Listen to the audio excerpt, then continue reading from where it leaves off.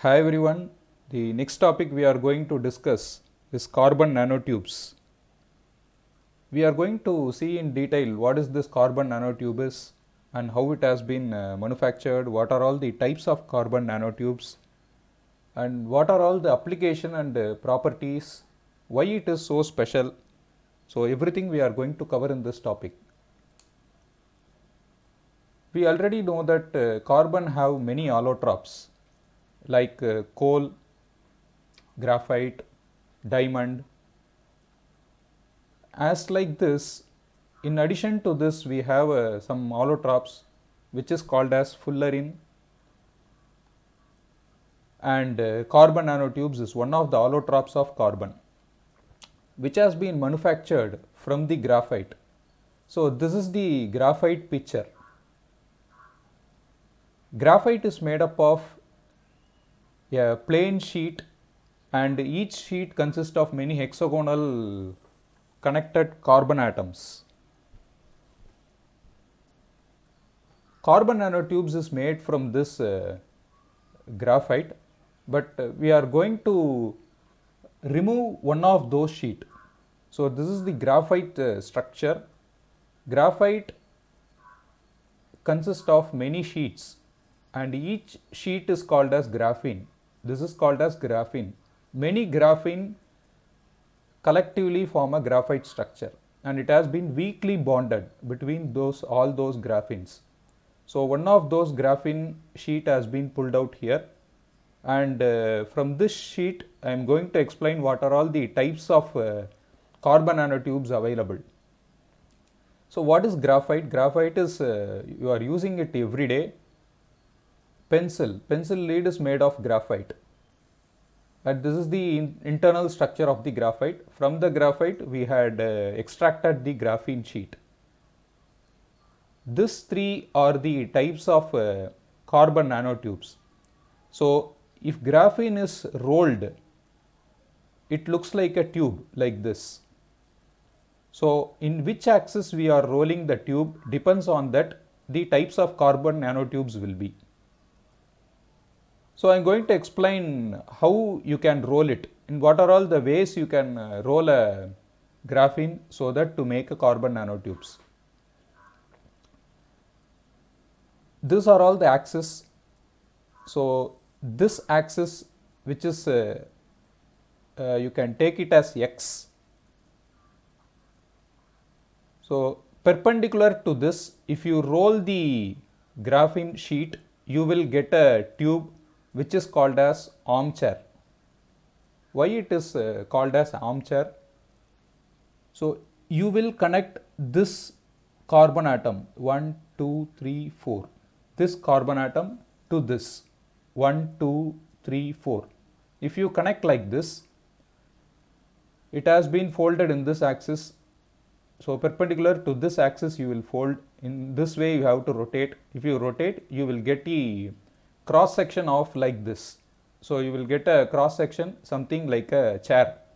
So this is the cross section shape you will get, right? So this is the cross section of the tube. If you fold it in this way, and you can also fold it in other way, that is, this is the y axis, and if you fold from here to this end, you will get one kind of tube, and in that tube if you see the cross section, that will be like this zigzag shape. So that this tube is called as zigzag, and the angle of way of rotation is given here. In this way you have to rotate, and you will get the cross section like this in the end of the tube, which is called as zigzag. That has been depicted here.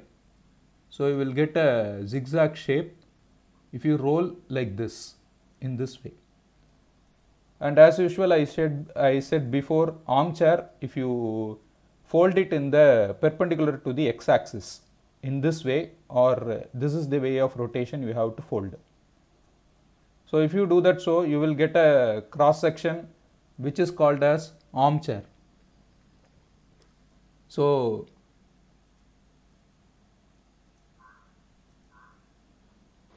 like this you will get. This is the armchair, and this is the chiral they had been alternated these two names. So this is the armchair. So you look, this is the shape of the armchair, as I said, like this. And there is another way of folding, which is cross folding. So this is the axis, you can take it as Z or anything, and perpendicular to this axis, if you fold like this, that is, this fourth atom will be connected with this first atom. So if you overlap these two, you will get one kind of tube, which is called as chiral. So which is like angular zigzag. So they had changed the name. This is the angular zigzag chiral, and this is the armchair.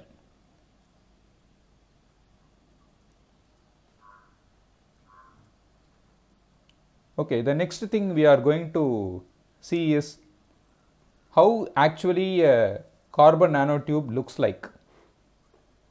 And these are all the scanning electron microscope images of single wall and multi-wall carbon nanotubes. There are two carbon nanotubes available, two types of carbon nanotubes available. One is single wall, like this, what we saw before, and multi-wall, that is, one carbon nanotube has been wrapped onto the other. So there will be two or even three, four, like that it will be, which is called as multi-wall carbon nanotube, MWCNT, or single wall means SWCNT. This is the SEM image of single wall carbon nanotube, and this is the SEM image of multi-wall carbon nanotube, and this is the cross section image of carbon nanotube, multi-wall carbon nanotube made of two nanotubes. But actually, if you see the manufactured carbon nanotube, it will looks like something like a carbon powder, like this. But it is a carbon, it consists of many millions of carbon nanotubes here. But you cannot see it as it is in the diameter of nanometer, as they had said that 0.4 to 2 nanometer is the single wall nanotube, and 2 to 100 nanometer, up to 100 nanometer it will vary. Diameter will be varying from 2 to 100 nanometer for a multi-wall. So this is the original picture of single wall and multi-wall carbon nanotubes.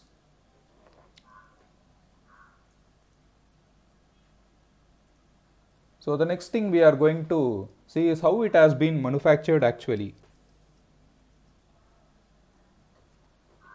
So manufacturing of a carbon nanotube is made from a graphite. It is started from a graphite.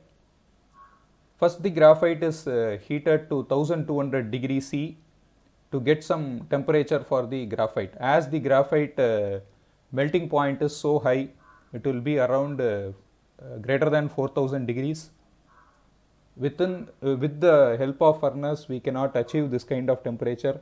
So we need, in addition to the furnace temperature, we need a laser beam to make it to happen. That is to reach the temperature of more than 4000 degree to make it to vaporize. And there will be a chamber, and in this chamber we will use argon gas. So it is an inert gas which will not react to the graphite. We will use a less pressure argon gas which will flow from this end to that end. That is, if there is a heat, it will move towards the cold end. This is the copper cooled collector made of copper, and it has been cooled. Continuously cooling facility will be available here, so that the transport of the carbon nanotube is from this end to this end. So laser beam is here. So this laser beam is due to the neodymium, yttrium, aluminum, garnet, which has been abbreviated as NDYAG. This is one type of laser, or else helium neon, or else CO2 will also be used to produce the infrared laser. Infrared laser will produce the heat. This is the condensing lens of the laser. So the laser beam which has been coming out will hit the graphite target. This is the graphite. It is already heated to 1200 degrees C in argon atmosphere of low pressure. So gas will be continuously going and going out. So it will be flowing around the furnace, so that it will be in a moving in this way.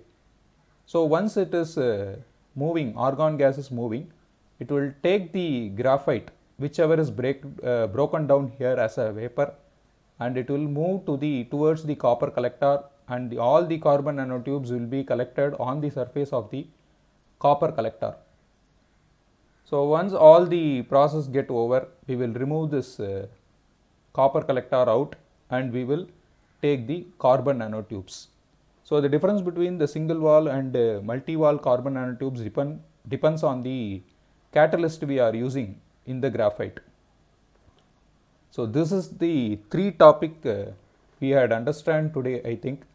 So hope everyone understood the topic, and thanks for watching.